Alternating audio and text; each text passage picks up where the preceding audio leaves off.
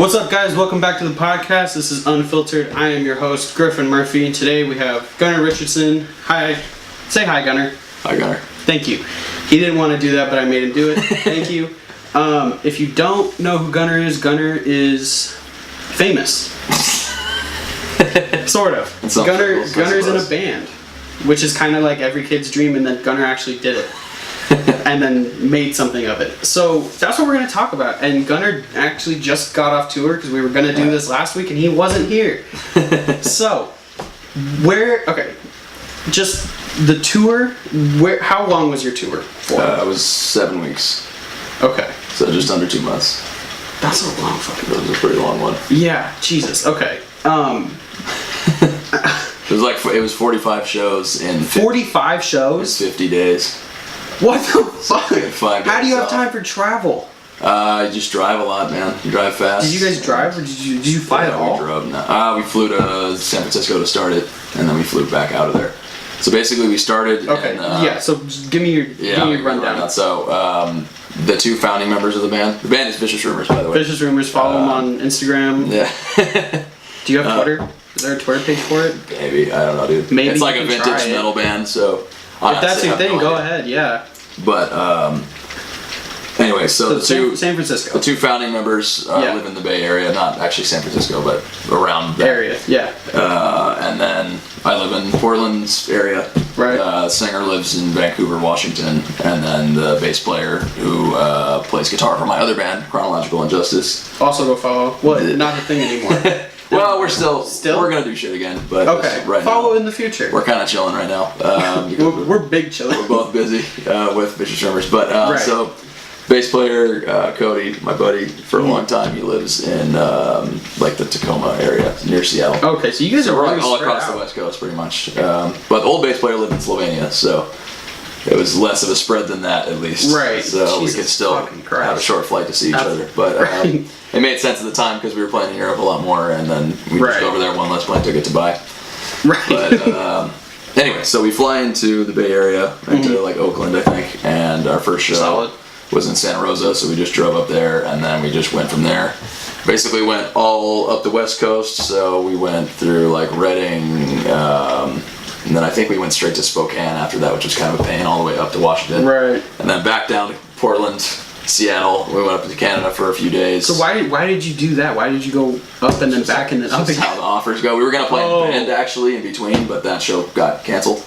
So we just drove straight to this. It's based on venues. Generally, like when they'll take you. So they got the booking sense. agent is trying to book, in the way that makes sense, but you can only do so much. Luckily, at least you didn't have to go far. Yeah, I mean, I've seen some tour schedules that just looked like someone put on a blindfold and threw darts at a fucking seriously. Like, all right, we're going here. Going to Los Angeles and then New York and then back to San Francisco. And then Tampa and then fucking Wisconsin. Yeah, no, so we didn't get stuck with any of that shit really, but we did have a couple of super long drives. Did you guys get a rental? Or was we used the band's car? This one was a van, just because it made more sense for this tour. We made a little bit more money that way, but it was just the guitar player's van. The other guitarist, Jeff. Oh, okay. He's the guy who kind of writes everything, does all the. He writes the majority of the stuff and does most of the management and everything like that. And so he's like he founded the band. The head guy. Yeah, he founded the band in 1979. Holy shit! Been around a long time. First album came out in '85. This tour that we just did was the 30-year anniversary for their second album, Digital Dictator. Huh. So, that's a dope name. Yeah, I know. Very 80s. Totally is. That's great though. And it's a little bit kind of reminiscent of some shit that's going on right now, which is kind of funny. Right. But anyway, so we toured on that album for the 30-year anniversary, and we were in a van the whole time. But how was that? It was I road tripped to Minnesota for like a family thing. We did that. Yeah, and that was in a Toyota Camry. Yeah. So that was rough. Great mileage, at least. Dude, it was great. Yeah. Hardly ever had to buy gas. Yeah, dude, that shit's awesome. But it was really, really shitty. Yeah. And I imagine with 5 other dudes? 4 others, including me. Right, so 5 dudes in a van. Yeah. I'm sure it smelled awesome. Oh, just one. There were like a lot of farts, a lot of sweat. Gross shit, man. God. We should have had a bottle or a fucking can of Febreze with us the whole time. Yeah. Did you guys stop at like hotels? We did Airbnbs mostly, actually. Oh, okay. I think we maybe had like 4 or 5 hotels on the whole thing, but mostly we were just renting people's fucking houses out.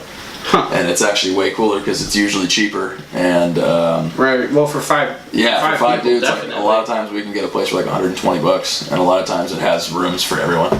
Right. Not always. We brought an air mattress and shit. To sleep on be in the prepared. event of that, but yeah, a lot of places have food. Like one poor woman in Kansas City had like a full pantry and fridge, and we just raided the entire fucking thing pretty much. We left her like a $30 tip because we ate like half of her food. Oh my god, bro. There were $30. You know how expensive groceries are? $30 ain't half. Of okay, groceries. we didn't eat half. We ate like a bunch of her frozen buffalo wings. Oh, that shit. Yeah, and then $30 is right. like chocolate covered almonds and shit. We were in there. All the snacky With a shit. couple No real beers. meals. Yeah, no, I mean it wasn't anything like major. But, Nobody was making chicken and pasta. Yeah. So we did that. We like signed a bunch of shit for her, and she was fine. But right. and then some places have like hot tubs and shit, which Right, we some stayed places in are better than Fargo, others. and thankfully, like that's probably the only thing to do there is fucking get in a hot tub and Fargo? drink yourself to death. Yeah. Oh We shit. stayed in North Dakota. We didn't play there, but we were coming back from Canada, and we. I was gonna say that's such a. I feel like that would have been a weird destination Yeah, for this no. kind of band. That would have been a strange place to play. We were Yeah. going. We did do Sioux Falls, South Dakota, and that was probably like the worst tour of the show or show of the tour. The only thing that was really good about that was that it was our singer's birthday that night, and we had this band that had gone on to our tour. We were touring with for about 2 weeks, and that was their last show with us. So they got him this cake for his birthday, and they had a chocolate dildo right in the middle, and like little dick candles sticking out of it. It was fucking hilarious. And they brought it to him like right at the end of their set, and they got him an inflatable sex goat also. A sex goat. Yeah, it was a little blow up goat. Jesus fucking Christ. funny. Where do you even find something There like was a that? huge sex store in Sioux Falls. Of course there I was. saw a massive billboard on the way in, so then when they brought us the shit, everything came together. Right. But, Oh, that makes Yeah, sense but, now. okay. God I know, I wish I had the foresight. We didn't do shit for him for his birthday. We just. Happy birthday. But All right, let's get out there. We kept the cake. We were gonna eat it, but like no one wanted to be the first one to eat the cock cake, you know. Right. So nobody wants to dive into that no one one. wants to be the one to take a bite out of it. Fuck. So we ended up just like Hilarious. there's like my Cody, our bass player, got a video of Nick, the singer whose birthday it was. He was like had it in his lap, and it was like the dick was sticking right out. We got a video of that because we were just driving around with it, and eventually. After like a day, we just had it still, and we're just like, okay, this is too gross to This eat is too now. much. So we Can't do that. We left it somewhere in Minneapolis for someone to find. Like at a dumpster? Yeah, I don't even know. Like, I think it was a dumpster or You like just like leave it outside the or school? Like, somewhere. wasn't the kids wasn't on outside. Monday, what the fuck is this? It was in the vicinity of Lee's Liquor Lounge where we played, which is my favorite venue name of the tour, by the way. Lee's Liquor Lee's Lounge. motherfucking Liquor Lounge. Wow. That's a good one. That's It's a really cool venue creative. too. For anyone who lives in Minneapolis, it's a very cool venue. Huh. Alright. Good show. But anyway, I feel like I was going somewhere and I totally fucking I don't got remember off either. track. That's okay. Are you the youngest person there? Yeah. Are Yes. you 19 or 20? I'm 19 still. I'll be 20. So is that weird? A little bit. I mean, I had Cody, who I've been in a band with for a while, but he's 27. Okay, So so he's not like super. He's quite a bit older than me, but he's still, I mean... But all the other guys are way older. Well, the singer's 30, so we have a new singer now. Right. He and I were talking about this earlier. Brian Allen was the guy that got me in the band originally because he lives in the same town as me. And right. he sang for Vicious Rumors for a long time, and then he got in a bad car wreck and wasn't in the band for a few years, and that was kind of when I befriended him, when he was weak and vulnerable. Because he was stuck in his house. When he was weak and vulnerable. Fuck you, Brian. Brian, if you're watching this. Sorry, Brian. No, I love you. I doubt he's watching it. No, probably not. Probably not. Who knows? Anyway, so I kind of befriended him, and we did a couple shows together, and just like, little tribute things, because Right. the tribute shows are really big in Portland for some reason. Do you mean like... Bands, like cover bands. Okay. Actually, the new singer, Nick, is in an Iron Maiden tribute band in the area, pretty well known, Maiden Northwest. They play around here a lot. Okay. But, I mean, like, I don't know what the fuck you're talking about because that's not what I... Yeah, but it's all good. Maybe I've someone always thought that listening to that's really interesting that exists. Oh, dude, there's bands that like the old bass player not the one that lives in Slovenia, the one before him, Steven. He's in a Journey tribute band, I believe, and they tour the world in that fucking thing. So they tour all over the place doing that, which has just always been crazy to me. So how do they? I guess, like, how do you distinguish yourself from any other band? Because obviously, like, everybody would love to do that. Right. To be like a tribute band, like, that'd be cool, because then people already want to come see your shows, and it doesn't matter who you are. Brand recognition right away, yeah. Right, but how do you, like, is it just being more accurate than the other people? Is it, like, matching it? Or is it... Yeah, I don't know, I think it's a lot of things. I've never been in a tribute band, but it seems like... if the money was right. Right. If I was getting good shows and getting paid, because that's a lot of it is they pay really well sometimes. Big venues. Depends. People want to go it depends on the band. But like a lot of them play casinos and shit, and they'll get like a couple $1,000s for a single show. Okay, I do want to talk about that later, or maybe now. But just like, I don't know what how much you make doing that kind of stuff. Because in everybody's head, it's like, oh, every musician is just fucking rolling in dough. Or the opposite. or every musician is broke as shit. Yeah. Like it's really one or the other. There's no in between. Like nobody's like making median salary doing this. Like it's either you're really good or you're really shit. Pretty much, yeah. You're either making like nothing, losing money when you go out on tour, or you're making a killing usually. Right. Not always. But it depends on the artist for sure. But a lot of it has to do with just how well you market yourself, manage your money and everything on tour. Oh, okay. Don't spend it on nights out. Spend it. Yeah, if you're going out drinking every night and buying a bunch, we've had. Actually, it's kind of funny. No one in the band right now smokes cigarettes at all, which is kind of weird. But there's been previous members where, like Jeff, the guitar player, was telling me that one of the old guitar players smoked so much that he would just come home with no money most of the time because he spent half of his fucking on cigarettes, income on cigarettes and drinking and shit. I don't know, he just smokes a lot, dude. I don't know. It's a lot. But especially going to certain places too, like Canada, booze is really fucking expensive. Really? I was drinking there just because I could. Right. I'm old enough there. It doesn't matter. And I had 2 beers at one place. It was $14. What the fuck? Yeah, I got the tab. I was like, fucking kidding me? Why didn't you tell me that? Yeah, I know. This is bullshit. Yeah. So you can buy a whole bottle of Pinnacle for that. Yeah, no, it's fucking ridiculous. But so if you're doing that all the time and spending a bunch on food, generally you'll get buyouts from the venue every night for food, or they'll feed you. If the place is like a bar and grill or something like that, generally they'll make you food. But otherwise, the band gets $100 between the 5 of us, and then that's money for food or whatever. Okay. So can I ask you what kind of money you were personally making? Me personally, a little under $3,000 for the whole tour. The whole tour, yeah. Okay. So that one. So I wouldn't say that's a killing. Yeah, it's not a killing. But it's definitely not bad. But that's totally livable. It's about what I'd make working. Right. So, pretty close, and it was a lot more fun than that. Right, so. It's a lot better than sitting in fucking Guitar Center. Yeah. No shit on Guitar Center. No shit on Guitar Center. Still needs the job. Touring is fun for sure. Right. The guarantee was $2,500 with the possibility of a bonus, and we did well. So luckily everyone got a little bit more at the end of the tour because we sold a lot of merch and all the guarantees and everything were good. We didn't have a bunch of shows fall through. Last year when we went to Europe, we were supposed to play in Spain, and but we were gonna have to drive from Munich all the way to fucking Madrid, which is 18 hours. So it's kind of it's very far, all the way through France. And 2 days before the drive was about to happen, the promoter called us up and was like, "Hey, I said I was going to pay you this much." And we're like, "Yeah." He's like, "Yeah, I'm not going to do that."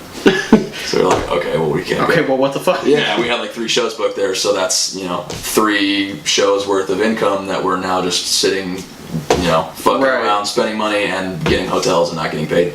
Right. So when shit like that happens, then you're just kind of wasting money. So basically, you want to book it as tight as possible if you want to make the most amount of money, which is why we did it that way. Right. Really, the only days off we had were just driving to another place, which gets pretty tiring, but it's that's not easy. No, man. We had maybe 3. I'd say 2 days where we actually were just in a city and we could just chill on the whole thing. So basically 1 day a month. But it's also you're not playing the shows all day. You have most of the day you play the show at night. Most of the day in the van. Usually we get in around 5 to load in, and then we're going from there. But I don't know, something about even just sitting in the van is fucking tiring for some reason. Just being in there for hours on end and I gained 15 pounds on tour too just from eating really? shit. Yeah, you can probably see it in my neck.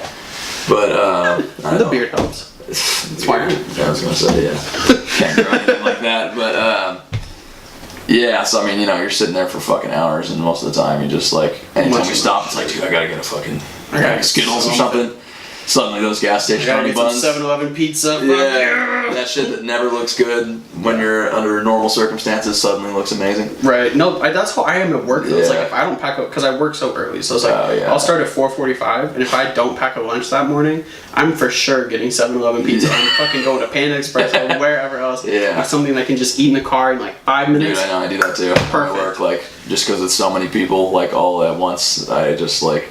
Anytime I have my lunch, I'll go somewhere, get it to go, and sit in my car where no one can get me for like 45 minutes. Right. Because I just don't want to talk to anyone. Dude, I don't even take a lunch. My lunch is in between stops. So it's like if I'm driving for 10 minutes, boom, I always forget you're driving. So you can do it anytime. Yeah. I'm stuck for at least like 3 or 4 hours at a time without being able to eat at least. So yeah, like if I could go to my car and eat a bag of chips anytime, which is really great, but also really dangerous because I'll bring a whole bag of chips. And eat it all. Yeah, you're going through the whole thing. Because I have 7 lunch breaks. Dude, yeah, that's rough. But anyway. Anyway, no one cares about my work. At least not that job. So I know that you've been playing, you've been making music for a really, really long time. Mm-hmm. Since like... I was like 12, I think. Oh, okay. That's a little later than I thought. I was going to say like 3rd or 4th grade. No, not quite that long ago. I started playing guitar when I was 9.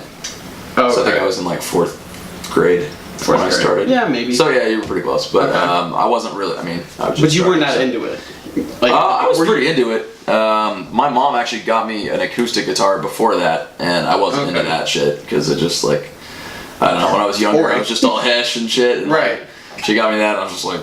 The fuck is what am I gonna do with that? Yeah. Can't even plug it into an amp. Yeah, exactly. So then, when I was 9, my dad got me like this black and white like Flying V guitar that I thought was fucking cool. So that's dope as shit. When he got me that, I was like, all right, this is pretty sick. I'll get into this. And did you just start taking lessons and it just kind of went from there? No, dude, I had a friend whose dad played guitar and he taught me a little bit, but that was only for like a couple months, and then after that I pretty much just learned on the internet, like just looking shit up and learning how to play songs. Yeah, well, and you're fucking smart, which I think people also don't know. Like, you're actually really smart. Like, you can totally learn. Like, if I was gonna do that, like, I took guitar lessons and I tried for like 2 years. And I could not fucking figure it out. And you fucking did it online. Well, that's probably it too, is I wasn't like super committed to it. Yeah, that's always the main thing. Yeah. I guess that's like that with anything though. So if I really wanted to learn math, I could. But I know, dude, that's the thing. I'm totally like that with everything. Anything I'm super interested in, I will fucking like get super into it. But if it's something I don't care about, I will like refuse. Ignore it. Yeah. I could learn it, and I fucking won't, just out of like stubbornness. Out of pettiness. Yeah. You're just like, no. Fuck it. Yeah, I'm not doing it. So guitar was something I was really wanted to do. So I just basically I would hear a song or something like that I like. I'd be like, okay, I'm gonna learn that. Oh, okay. And it'd be way harder than anything I could do, but I would just be so stubborn and like fucking determined to learn it that I would just spend months like. Basically, that was always my technique for anyone who's trying to learn guitar on their own. Mm-hmm. I would have one song, like a study piece. That's like way beyond my skill level, and I would just work toward that slowly, but then also like learn some other stuff in between that's like easier, so I wouldn't get like pissed off because I couldn't play anything. For months at a time. And then you can't do anything. Yeah, exactly. And then like a month or two later, suddenly I can play this song that's way harder, and then all the other shit is way easier. And then I'd find something else that's way harder than that, and keep going. But it had to be something I really, really wanted to learn, like a song I really love. Right. So that's kind of my method for what I'm teaching people too, is I'm trying to find like. Because there's a bunch of like boring shit that you can learn on guitar that feels like school, and it's important. I think that was probably my problem too, is I was learning songs out of a book. Yeah, like a lot of teachers will do that too. They're like, all right, this is you're gonna learn your fucking chords. This is an F, like sharp major flat 5. And I could never remember. What the fuck is all that? You don't know. Yeah. Yeah. It just didn't. It didn't seem important. Doesn't make any sense. Exactly. So that's why I try to like balance those two things. So when I show someone like, okay, here's this chord. And then I'll be like, all right, what's one of your favorite songs, whatever, what's something you want to learn? Right. And then we get into that, I'm like, okay, like chord I showed you earlier, that's this right here. Or this scale, fucking Alien that you learned earlier, here's it being used in a song. So then it's like, okay, now that's why I'm learning it. And like, as you start to learn, more shit about guitar, more scales, and, just music in general, a lot of times, like, you'll be listening to something and you can immediately pick out, like, what they're probably going to do, or, like, what specifically they're doing. Yeah. I find myself doing that a lot, not to sound like a douche, but like I'll be like listening to music. I'm like, they're gonna do this, and then they do it. Mostly, yeah. So like it's kind of shaped my music taste in a weird way, where I just like the music I like is shit that I can't predict. So if they do something that I didn't expect, then I'm like, oh, okay, that was cool. Right. But if I expect it, I'm like, easy, boring. Yeah. So kind of turned me into a snob to a degree. Right. I try to combat that, but there's only so much you can do. Right. So because you're in like, is it heavy metal? Is that what you call it? The bands. Yeah. Yeah. That's okay. What do you listen to? Like if you're driving and you like, not even on the radio, but like if you're listening to something on your phone, what are you gonna listen to? Dude, honestly, podcasts a lot lately. Really? Yeah. Okay, me too. But as far as I mean, especially if I'm stuck in traffic or something like that, I love music. But like, I gotta be engaged in something, or I'm just fucking doze off, lose my shit, or just fall asleep. But as far as music goes, dude, I mean, I love all kinds of music. I do. Yeah. I'll always love metal, of course, but I actually have found myself listening to other stuff a lot more lately. Like I listen to a lot of classical. Really? Yeah, jazz, like even like bluegrass and shit sometimes if I'm in a weird mood. So is that because like do you think you like appreciate musical talent or like musical value or something, whatever the fuck I think that's a lot of it. Like, yeah, I mean, all your stuff that like there's value in like all different kinds of music, really every kind. I mean, even pop, shit like on the radio. You could like, even just the shit that gets popular. Like there's an art to making people like. It's making a catchy song. It's different than having like musical integrity about it. Exactly. Yeah, and granted, that's kind of I know what you mean. There is kind of a formula to that. There's like two dudes that just write all the popular music in the world, basically. Right. It's like these two guys from Sweden. I think I can't remember their names. Yeah, I know what you're talking about, but it's like So I mean, there's definitely art to that too. But you like, is it because you appreciate it more of like, oh, like I hear all these individual instruments and like I see the art, like and no, or is it just because it sounds nice? Both. It really could be like just that simple. It's like, oh yeah, it's like a lot of it too is like I kind of like to take elements from different types of music and try to use it in my own stuff. So especially classical, that's I'm definitely not the first person to do that. There's plenty of guys that have used classical stuff in metal, but it's like, a really easy one that kind of transfers over well, just because it has like a unique feel, and a lot of those old pianists and shit were super shreddy, which is kind of weird. Right. They're just doing crazy stuff, and you can kind of do that on guitar too. In a cool way. Same shit, different instrument. Yeah, but even like jazz and stuff too, those I think are the two genres that transfer the best over to that type of metal if you're doing kind of some progressive stuff. Right. And so I mean, it's weird because you're a way different kind of 19-year-old from 80% of all 19-year-olds. You know what I mean? Where it's like I'm not even gonna like bullshit and be like, oh yeah, like I'm some super like abstract person. Like I'm not. Like I listen to rap. That's what I do. I listen to rap and I listen to podcasts. And so I'm not gonna pretend that that's not what I am. But do you listen to rap? Like not much. There's a couple of rappers I don't mind. I've gone to like one rap show. I think Immortal Technique is one that I like. Just because he's super like fucking obviously talented. Right. Which I think is what I generally gravitate towards. So if I do listen to rap, it's just like, it's for the lyricism, because that's like what I see as like the talented part of it, if that makes sense. And like as a bad example, like, but you never listen to like Lil Yachty, or you would never listen to like actually, dude. I think it was Lil Yachty. That Cold Like Minnesota. That fucking song. Yeah. Cody on the tour, our bass player, kept like making jokes about that when we were in Minnesota. I took that stupid ass snap, but. Yeah, no, I mean, I would never just listen to it for enjoyment. I listen to it because it sounds like a deaf kid singing and it cracks me up. But, what the fuck kind of comparison is that? It sounds like a deaf kid singing. Yeah, he's like way out of key the whole time. He doesn't know what he's doing. Awful. Yeah, he's not a singer, but I mean, I know those guys are just fucking around, like most of them. Right, it's most of what they're doing is fucking ridiculous, but they're making a shitload of money. And if I could do that, I probably would. Right. Too, so. If I could rap about all that, made the mistake of fucking spending 10 years of my life getting good at an instrument that it's hard to get people to care about. So if I could have just dyed my hair fucking rainbow colored and start, Yeah, I was gonna make a really disgusting joke, but I'm not gonna do that. We'll just move on from that rainbow colored hair. I'll tell you afterwards. It's really fucked up. I couldn't put it in there. But okay, so I just think that's so crazy that like it's.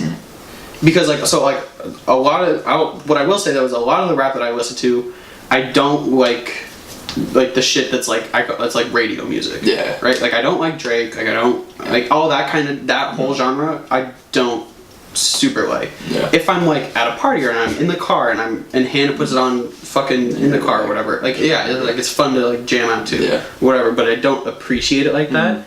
But. Like even like, so like the last Mac Miller album, like I don't know if you've ever heard any of it. Never really. I wouldn't be surprised if you hadn't. But it was. I probably heard it and just didn't know what it was. Probably. It happens to me all the time where I'll hear about all these, I'll hear all these names and I'll know all these songs just from hearing them, and then I finally like someone will be like, oh yeah, that's that guy. I'm like, oh okay. Oh, connected. Now yeah, exactly.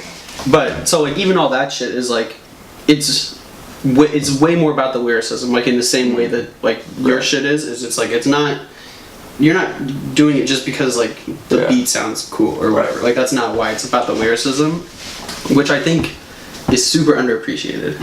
I think that's like it's so like, the lyricism or like or appreciation of lyricism. Oh yeah, for sure. Where it's like that's like expected with rap. I mean that is the talent part of it. I think because really like this is what I've always thought about rap is in terms of like musicians. Really anyone that like plays an instrument has an idea of like how time and everything works when you're playing music, can pretty much rap and be okay as long as they know how to speak.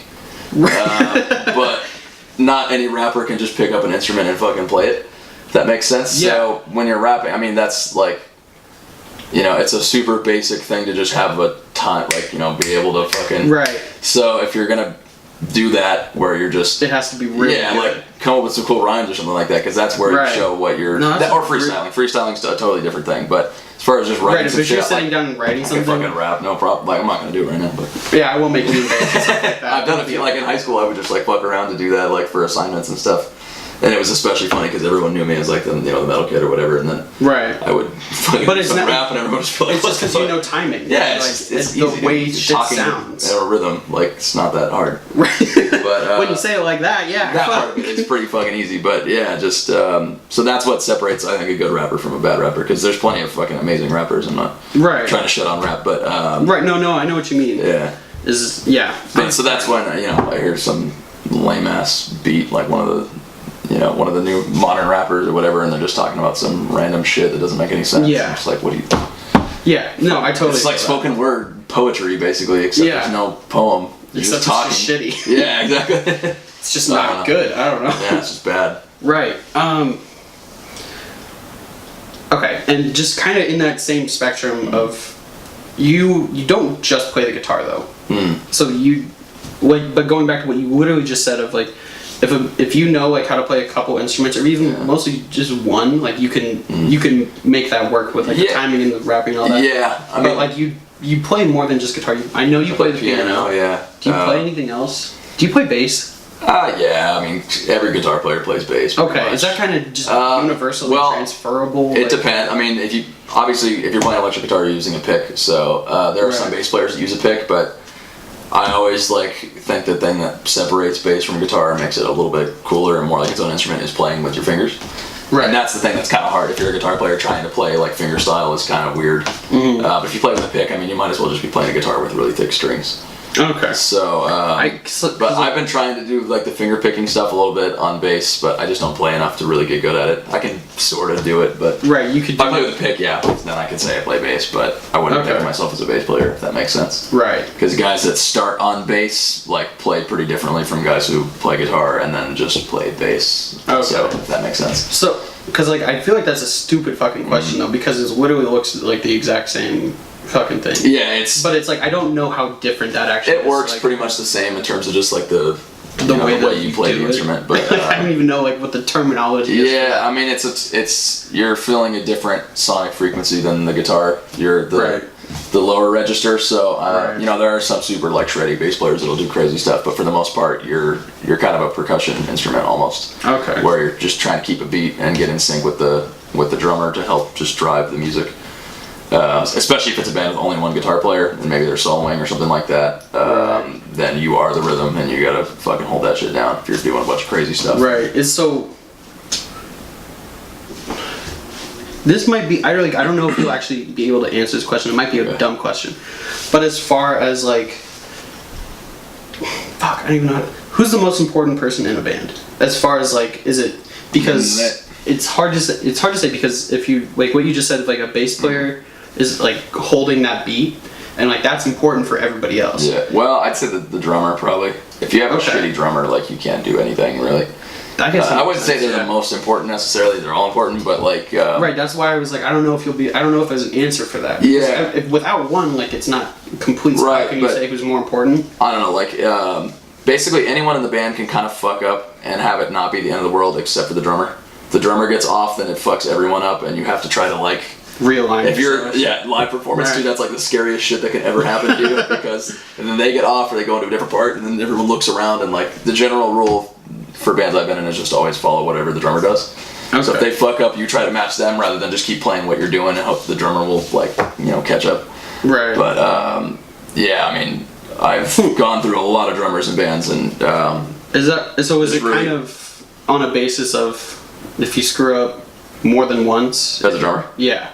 I mean, so is it okay? First question: is it easy to replace somebody like that? A drummer? Yeah. It depends. If you get a really good drummer, then that is kind of hard to replace. But I mean, just musicians in general, there's fucking Everybody's different. There's tons of them. So like. Right. That's really. It's not like it's a slim market. I don't think any single musician is like irreplaceable just from their skill for the most part. It's more like what you bring to the table. Yeah, I mean, there's skill. That's like half of it in the music industry. The other half is how you market yourself. Right. And you got to be a businessman, basically. Right. If you're doing it from the ground up, you gotta. You basically do you own your own business. It's pretty much not like you distribute. Yeah. Goods. So like you gotta just make people happy. I don't know. If you're in a band with people, you gotta look a certain way. Helps that gives you an advantage over maybe you have two bands that are both really talented, but one looks like shit and one looks good. Then the record company or whoever is gonna go with the ones that look good. But so you guys, but it's like you guys would never hire like a Mormon guy.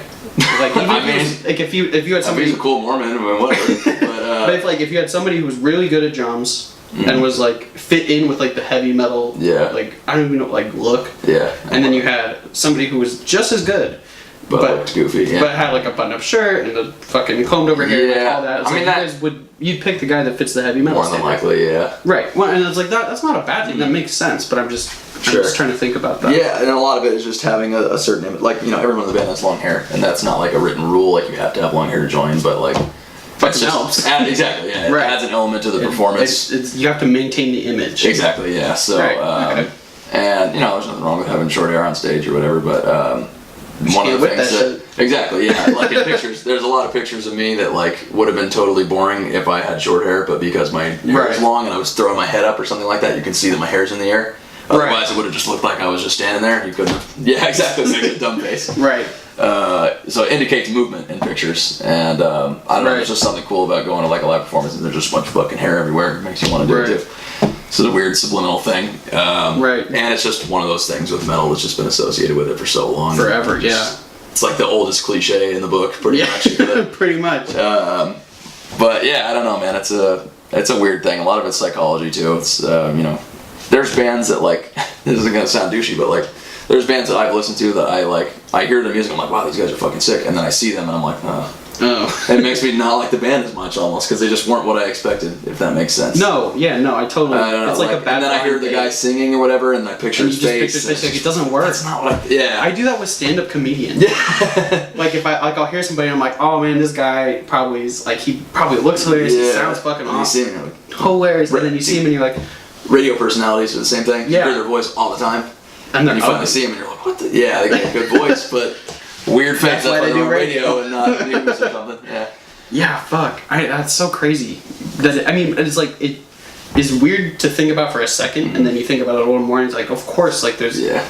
Oh, why wouldn't there be shit like that in the music industry? Yeah, of course there is. That's in everything, really. Anytime that you're in the public eye, you gotta be aware of how you're being perceived by people, and a lot of that, it goes beyond appearance too. It's like the way you present yourself. Like you can't be, you can be a dick, but it's gonna make your shit a little bit harder. You gotta be really good to make up for it. Right, or it's like if it is, it has to be like your thing.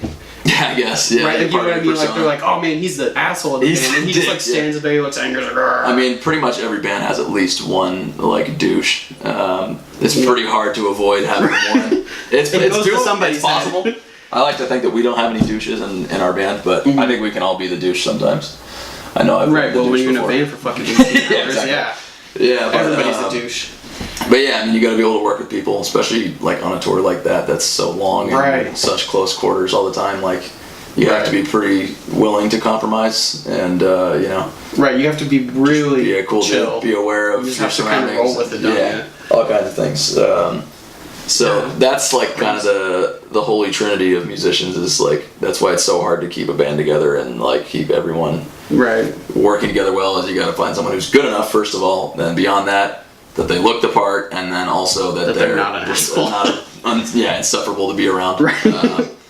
So that is like fucking really difficult to do. Right. And to find 5 of those dudes is even harder. Right. Even just finding one is fucking hard. So that's why so many bands break up and so many bands go through all kinds of different people. I know I've been through my fair share of that. Right. Even just my band, CI, has been through like 5 or 6 drummers, I think. We've only been around like 6 years, so it's pretty much a drummer a year. Other dudes too. Vicious Shermers has a huge list of people that they've been through, but I mean, at the end of the day, it's like, you know, as long as the music is the same and the guy who's writing the shit is still there and he's there with the current lineup, then it doesn't really matter. Yeah, exactly.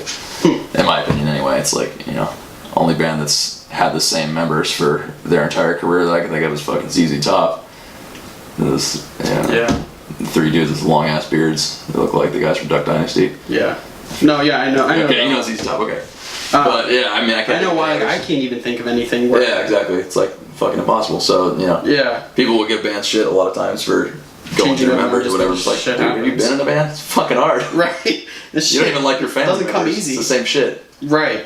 Yeah, so right, like, if I could replace... No. Yeah, you know what? I'll stop. Yeah, I'm going to let that one go. It's on, Moving on. It's on film. So, you said this just a few minutes ago, but like all the pictures on your Instagram are fucking amazing pictures. So do you guys hire people, or is it just... Not usually. Is it just whoever's at the venue? We do hire photographers sometimes, but generally just there will be people there that will take pictures, and some of them are really good right off the bat. I mean, you know, those are awesome, but some of them are like kind of like okay camera phone pictures or something like that. Right. You got to do some weird editing and shit to try to make them interesting, but yeah, man, I mean, a lot of it just comes from our performance, and then the other half is the photographers, but okay. Because I mean, it's like if you go look at Gunnar's Instagram page, because it is just it's like literally like an acid trip. If you like look at like your page, like it's just like crazy lights and just weird. fucking hair everywhere and guitars, blah blah blah. Like it's just fucking insane to look at. Like it really is.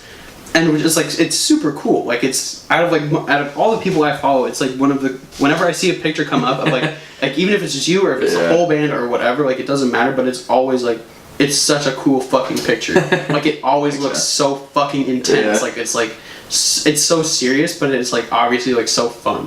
Like, do you know what I mean? Like it portrays it so well. And that kind of ties into what I was talking about earlier. If it were, you know, all 5 of us were up there in button-ups, like we just got off of work, like it would have a way different feel, you know? Right. It's so funny because it's like you are not what I would think as like a metalhead. Like, do you know what I mean? Like when I think of like a metalhead, I think of just like a scary guy. Like most people do. Right, like I feel like that's kind of just like the general feel. Love kittens and fucking, you know. Yeah, it's just so actually, I remember reading some study that like most people that are into metal are actually like a lot happier than a lot of average people because like it's like an outlet. Yeah. So we listen to this aggressive music and kind of get a lot of that aggression out. If that right, and then you have not all of us. There's plenty of angry, you know, metalheads, but right. You know, I think most of us are just pretty average dudes. Yeah, which is just so fucking funny, and I don't, I just even like black. Like, have you seen black metal bands? They got like all the corpse paint and shit. Yeah. And you know, even a lot of those guys, like there were some in the '90s that did some pretty fucked up shit, like killing people and stuff. Yeah. And that's I think what most people think of when they think. Yeah, of well, I think that's probably what it is. Extreme. It's like the very top of like the craziest fucking people is what you all get associated with. People, yeah. Right, when in reality that's probably less than 1%. Yeah, more than likely. And even black metal bands now, like there's plenty of them that are just, they do all that shit, and then when they're off stage, they're just back to being normal guys. Right, they take off the makeup and they go home and they're not running churches or whatever. Yeah, exactly. Like, it's like That's nothing. pretty funny. It's not like they go home to a satanic cult. Yeah. Yeah, exactly. You know what I mean? Which I think is, I just think that that's so. Yeah. And I can't believe that it like has held on for so long. I know, yeah. Like it's like one of the longest running stereotypes. Do you know what I mean? Yeah. Okay. Chronological Injustice. Was that the first band? Yeah, that's other than Bishop Tremors, that's the only band I've ever been in. Oh, okay. I misunderstood you earlier when you said you've had your fair share of like being through. I thought that you I was just like musicians. Okay, in other my people. Band. Yeah. No, I've pretty much always been in the same bands. Okay. Yeah, so Chronological Injustice. How old were you when you started? When you like became like a member? Or I was writing music for it when I was like 12, I want to say, but I didn't have a band yet. So I would just go and record stuff, and like they programmed drums to it, and like we had everything but the vocals basically for probably like 4 or 5 songs. Where I was just coming up with stuff, and most of it sucked, but I was just kidding. But you were 12. Yeah, exactly. So I was just kind of getting started. That's so crazy. But I don't think the band actually formed until I think I was in 8th grade. So however old I would have been at that point, like 13 or something. 13 or 14. Something. Yeah, I don't know. 13. I can't remember. 12 or 13. I think I was 13. So I had my first show with that band in 8th grade, and I was at a bar, which is kind of funny. I've been going to bars since I was 13, just fucking playing shows. But that band formed around then, and I've always kind of written the majority of the music for it. And even now I still do most of it. Cody, who I keep referencing, the bass player for Bishop Tremors, also plays guitar. Second guitar in CI, and he's been coming up with some really cool shit, and this will be probably one of the first releases that we do that has some stuff written by someone other than me as far as guitar work. And he's come up with some really cool shit, so I'm planning on using a lot of that. And other than that, I generally write the guitar, like the foundation of the song, and then recently I've been doing bass because we just haven't had a bass player. Right. I come up with a lot of the drums when we go to do those. Okay. And so you're a pretty important member of that. Then. Yeah, I would say you contribute a lot. Yeah. So, playing a show in 8th grade, that must have been really strange. It was a little weird. Because that's not like a concert that kids go to. Yeah, no, it's do you know what I mean? Like people are. No, I totally get what you mean. But even then, they couldn't have gone even if they wanted to because it's a bar. Over. Yeah. Yeah. So I've been around mostly adults pretty much since then. Luckily, I've always been fairly mature, able to hang out with them and shit. Be cool, not be funny. Yeah, I was still 14, but so I probably thought I was being cool and I was actually being a fucking dork. Probably. But that's so crazy. I don't know. It's kind of a strange thing to do for sure. I thought it was really cool and no one really cared at my school. It was kind of annoying. Yeah. Even when I wasn't really doing anything, it was whatever. No one should be impressed because I'm not doing anything super crazy. But but still, that's just so. That's so crazy to think about. I kind of started at so young. Yeah.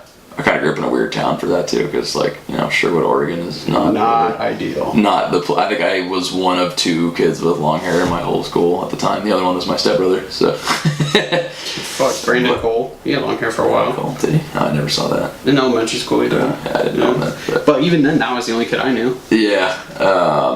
But yeah, so this was definitely not the place for any of that shit to thrive. Which I think is also funny that your dad was into it, right? Oh yeah. That's how you even got introduced. Supporter. Yeah, he was in bands in the 80s, and his dad was in bands too. He did country western and shit in Texas. His dad did. He played bass, so I am 3 generations of music now, which is pretty cool. But it's so funny that's because everybody in Sherwood it's so funny that your family is one of maybe 10 that fits in that right, where it's every other family is my family. Probably is not even 10. very white standard. I'm white standard too, but yeah. But in a way different way. I'm the kind of crusty white subgenre of white person. Yeah, but it's that's just so crazy that this is where you ended up now. Where you're going on tours to Europe, and you came. And you started in Sherwood, which is the worst possible time to start anything. Worst starting point. Well, Portland, thankfully, is a pretty decent area to do that, and we're not too and it's far not you're far from there. Pretty close, yeah. So I haven't ever done anything musically in Sherwood other than practice in my bedroom. So all that shit was not much happens based out of Portland. Yeah, exactly. All of it was based out of Portland.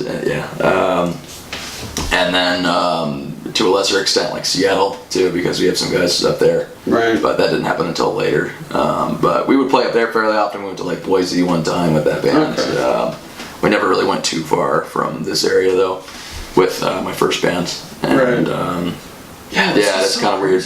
I was born in Vegas, but we moved when I was like 5, so I didn't play guitar at that point. Right. But yeah, we moved there because we moved here because my mom like didn't want to raise kids there. She was like, it's not totally a kid scandals. So then we moved here where there's just like nothing going on, no danger, no nothing. Right. We've had like 2 drug overdoses in 12 years. Something like that. Yeah. Stupid bullshit. And high school parties. Yeah. Oh God, no! Stop it. Dude, crazy shit. Jesus Christ.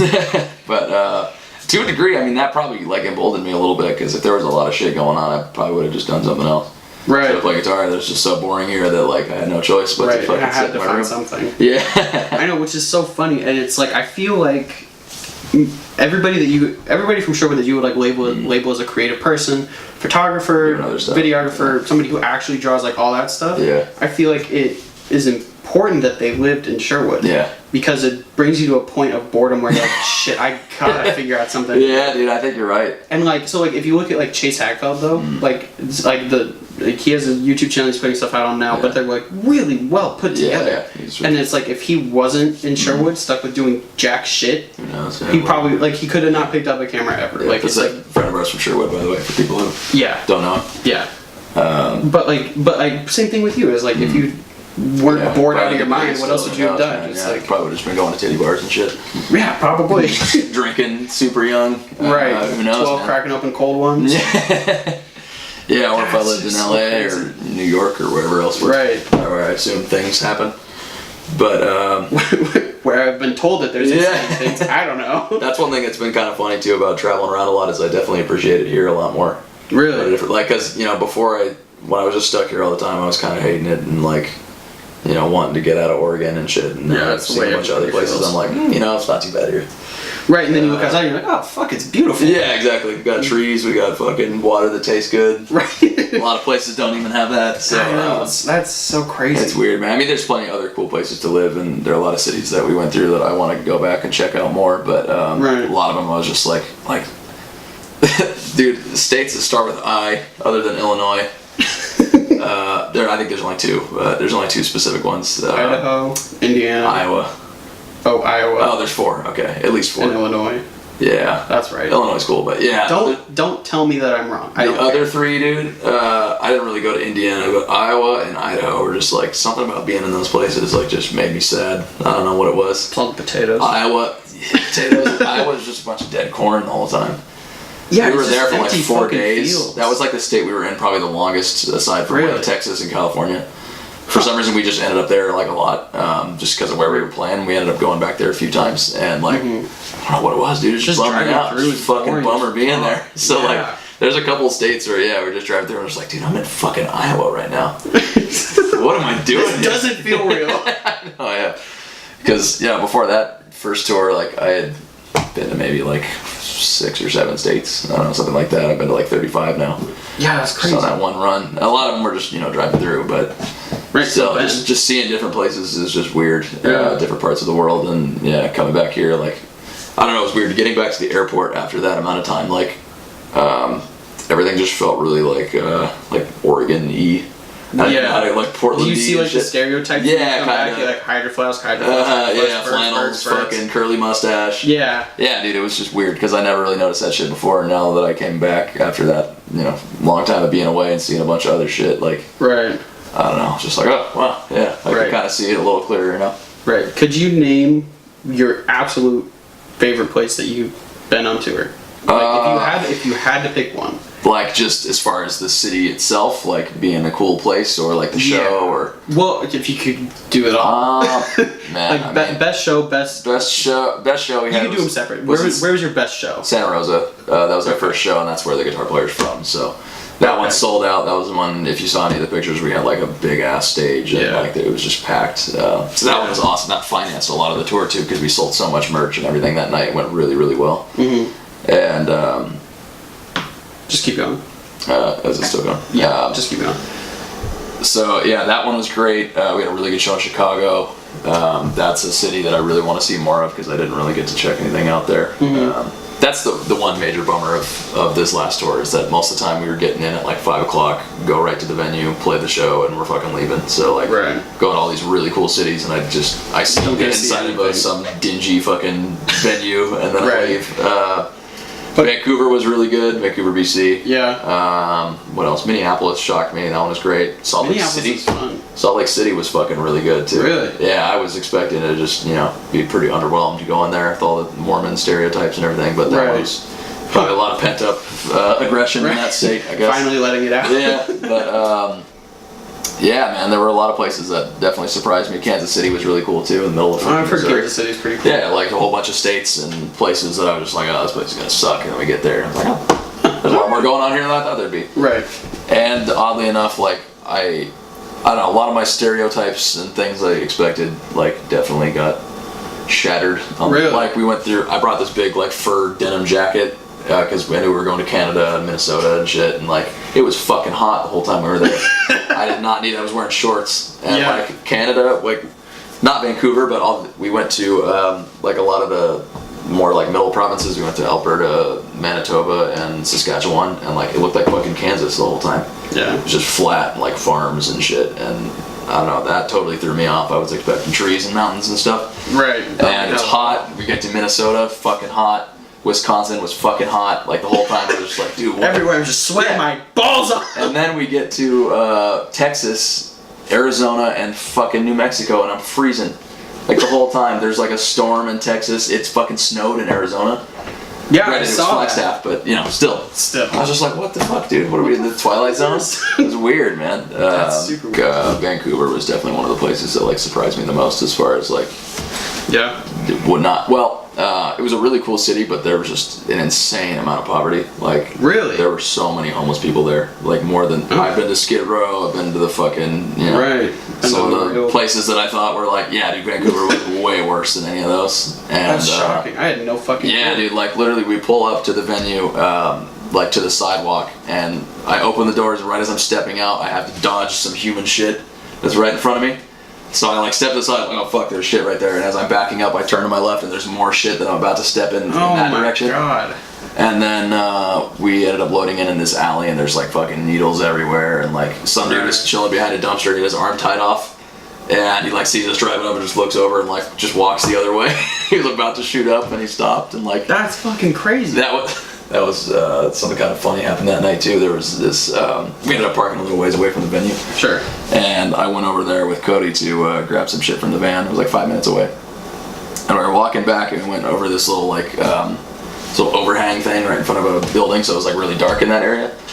And this like crackhead lady just like emerges from the darkness, and she like starts following me, and she like comes up really close. She's like, hey. She's like, hey, that's like, what's up? How's it going? And then she's like, I like your hair. It's like, okay, thank you. And she's like, you're my little teddy bear, ain't you? Fucking word for word, dude. I swear she fucking said that to me, and then like immediately we kind of started walking a little faster, and we started laughing, and then like right when we got out from under the dark area, she just like stayed in that spot and like went back where she was. But just there was a lot of weird shit, dude. So like, right, what do you even say to that shit? You're like, yes ma'am, I am, what's up? Cody started calling me Teddy Bear after that for a couple shows, but one other really weird encounter in Seattle, where there was this guy that was at our show, and he was in a wheelchair, and he was just like kind of jamming out the whole time, and I noticed him a few times while we were playing. Mm-hmm. And then the show ended, and I'm like taking my shit down, and he comes up to me, and he's like, hey, like that was fucking awesome, dude, I love Fish Drummers or whatever. I was like, oh cool, man, thanks, glad you had fun. He's like, yeah, I think I'm gonna kill myself. What? Yeah, and I was just like, what? Like, he's like, yeah, I think I'm gonna commit suicide, man. He's like, I'm homeless, no one likes me, I'm just gonna fucking kill myself. And I was just like, this is a total stranger to me. Like, fucking 10 seconds into the conversation, he's telling me, yeah, and then like, he told me that like some dude there was saying he's a pedophile. He's like, oh, I'm not a fucking pedophile or whatever. It's just like, dude, please don't kill yourself. I gotta go. I was like, I hope you had a good time at the show. I just walked away. Oh my god. But just weird shit, dude. You'll meet a lot of weird people that like think that, right. That I don't know, they'll try to tell you all the shit that they do also, like to impress you or something. I don't know. Right. Oh, hey man, I played the guitar for you. Yeah, like, right, man, I fucking did this, I did that. I'm just like, okay, dude, cool, man. Cool. That's awesome. You came to my show though. Yeah. So. I mean, like, I don't know why you're trying to impress me. Right. You're not joining the band. Yeah. Go home. But fuck, yeah, dude. so I mean, it's weird. cool. Most of the people are cool, and it's cool. Right. You're bound to rant. There's plenty of weirdos too. A lot of drunk dudes that stand way too close and breathe right in your fucking face. And, That was so crazy. Dude, don't ever get anyone pregnant. Follow your dreams. Thanks. Like that shit. Yeah, exactly. Get fucking drunk off their breath. Jesus Christ. That's like every show almost. Really? One of those. Especially, it was worse when I was younger. Always the don't get anyone pregnant. Follow your dreams. Right. That shit. This fucking pep talk. But Oh yeah, that's wonderful. Oh god. wouldn't trade it for anything though, man. It's a lot of fun. And those stories make it a lot more interesting. So as long as I don't get murdered by any of them, I'm cool. Still content. Yeah. That is gonna be it. I don't have anything else to ask you. I feel like that covered quite a bit. Yeah. All of Gunnar's stuff will be linked in the description below. Vicious Rumors page, all that stuff is personal Instagram. You can go look at all the cool pictures. My stuff always is still going to be linked in the description. Please go support my Patreon. I know that most of the people that listen to this are just from my high school. I appreciate it. But if you want to like give me $1, that would be awesome. Fucking begging for money. I really am. I cannot tell you. I cannot tell you how badly I don't want to do my job anymore and I want to do this. So please help me out. I really appreciate it. Thank you for watching. Thank you for coming down. I know it's not that far of a drive, so I'm not going to thank you too much. Thanks for listening to me fucking bullshit. Yeah. Thanks for bullshitting. Yeah, man. That's it. Thank you for watching. See you whenever the hell I get another guest.